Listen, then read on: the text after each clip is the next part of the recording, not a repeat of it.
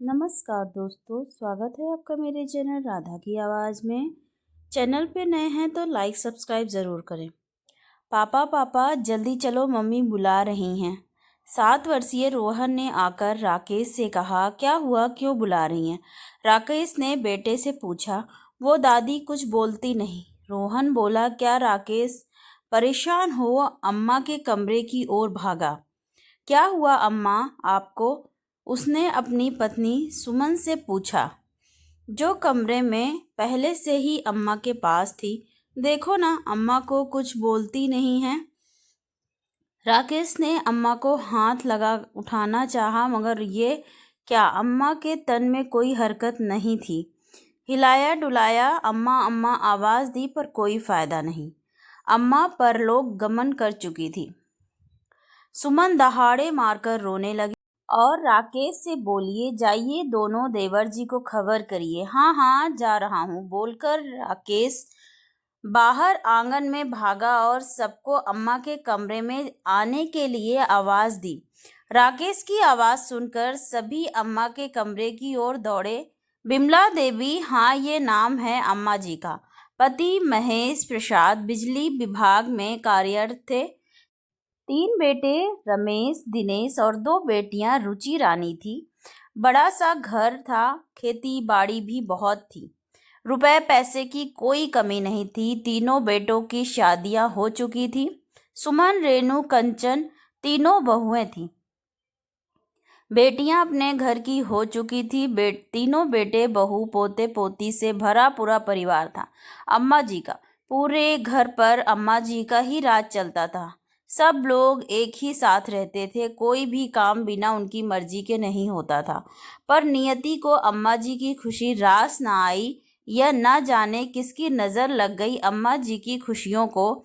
महेश प्रसाद जी हृदयघात से अचानक चल बसे। अम्मा जी पर मानो दुखों का पहाड़ गिर पड़ा। पिता के गुजरने के 6 महीने में ही तीनों बेटों ने घर का बंटवारा कर डाला। तीनों बेटों का पूरे घर पर कब्जा था और अम्मा जी के हिस्से आई छोटी सी कोठरी, जहां उनका सामान पहुंचा दिया गया था। सामान के नाम पर था भी क्या, कुछ कपड़े और उनका बिस्तर। अब बेटे ही खेती बाड़ी का राशन पानी का हिसाब देखते थे। अम्मा जी को मिलने वाली पेंशन भी तीनों बेटे घर खर्च के नाम पर ऐंठ लेते थे। अम्मा के पास कुछ भी ऐसा नहीं छोड़ते थे। अम्मा जी का खाने पीने का भी बंटवारा हो गया था। सुबह का चाय नाश्ता बड़ी बहू, दोपहर का खाना मझली बहू और रात का खाना छोटी बहू के यहाँ से मिलता था। वो भी एक बार परोसने के बाद दोबारा कोई न पूछता था। अम्मा जी तीनों बहुओं के काम करती थी, मगर अपनी इच्छा से ना कुछ खा सकती थी, ना ही किसी सामान को हाथ लगा सकती थी। अगर घर में कोई मेहमान आ जाए तो अम्मा जी को अपने कमरे में ही रहने की सख्त हिदायत दी जाती थी। अगर भूल से भी मेहमानों के सामने आ गई तो तानों की बौछार शुरू हो जाती थी। एक बार बड़ी बहू के कोई रिश्तेदार आए थे। अम्मा जी वहीं बैठ सब्जी काट रही थी। मेहमान के आग्रह पर एक बिस्किट खा लिया तो बड़ी बहू ने कितना कुछ सुनाया था कि इस उम्र में भी जुबान पर लगाम ना है, चटोरनपन की हद होती है।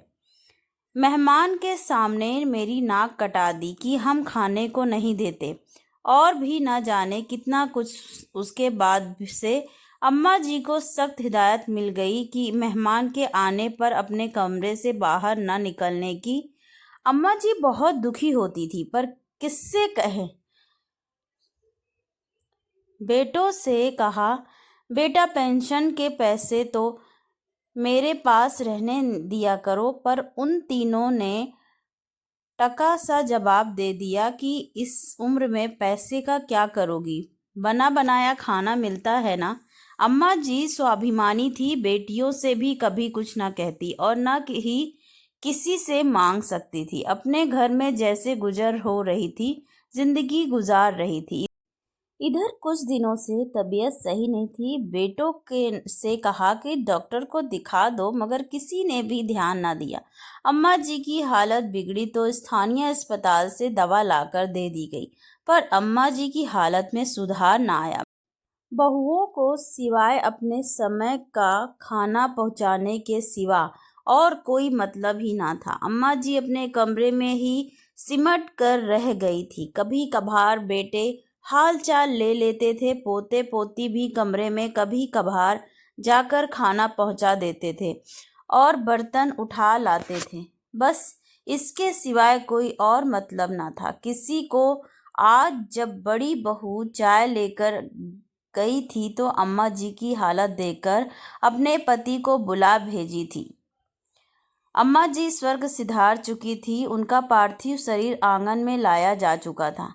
बेटियों को भी खबर पहुंचा दी गई थी, वो भी सपरिवार आ गई थी।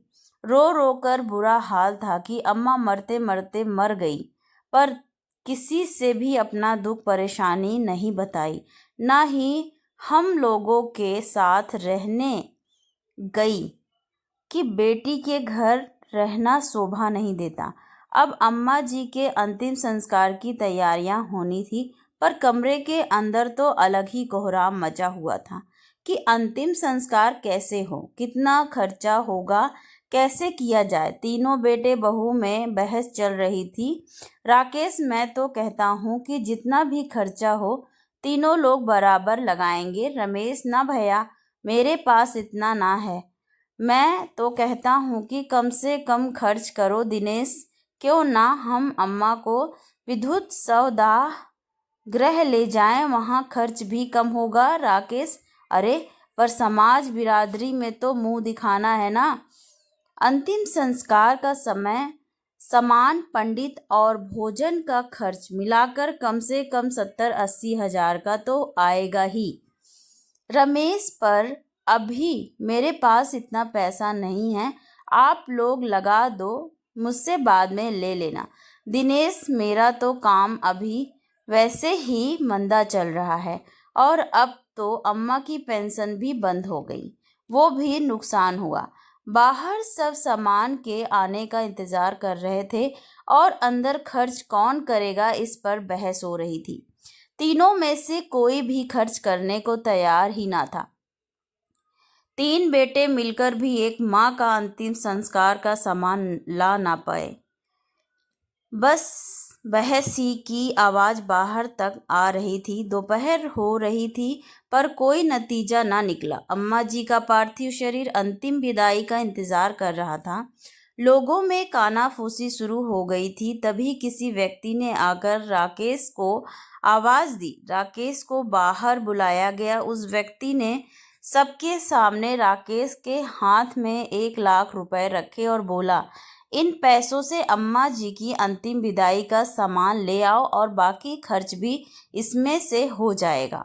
मगर ये पैसे मैं कैसे ले सकता हूँ? फिर उधार के पैसे से अम्मा की विदाई? ना ना, ये नहीं हो सकता।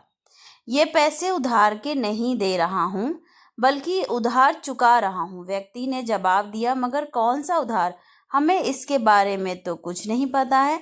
राकेश बोला, जी, मैंने आपके पिता से 70,000 रुपये उधार लिए थे अपनी बेटी की शादी के लिए। उनके देहांत के बाद जब मैंने अम्मा जी को रुपए लौटाना चाहा तो उन्होंने कहा कि अभी अपने पास रख, जब मुझे ज़रूरत होगी तो ब्याज लगाकर दे दियो। तब से ये पैसे मैंने संभाल कर रखे थे, तो आज तक के ब्याज लगाकर 1 लाख हो गए हैं। आज अम्मा जी के देहावसान की खबर मिली तो मुझे लगा कि आज उनकी ज़रूरत का समय आ गया है। इन पैसों को अम्मा जी की अंतिम विदाई में लगा दीजिए ताकि उनकी अंतिम विदाई हो सके आत्मसम्मान से। वाह, अम्मा जी बड़ी ही स्वाभिमानी महिला थी। अपनी अंतिम विदाई का भी इंतजाम कर रखी थी कि किसी पर भार न पड़े और वो सम्मान के साथ विदाई ले सकें इस संसार से। वहां उपस्थित लोगों में से एक व्यक्ति ने कहा, सभी की आंखें नम थीं। और तीनों बेटे बहू के सिर शर्म से झुके हुए थे। धन्यवाद दोस्तों। ये प्रेरणादायक स्टोरी आप लोगों को कैसी लगी कमेंट करके ज़रूर बताएं। Thank you so much for watching. Please like and subscribe to my channel.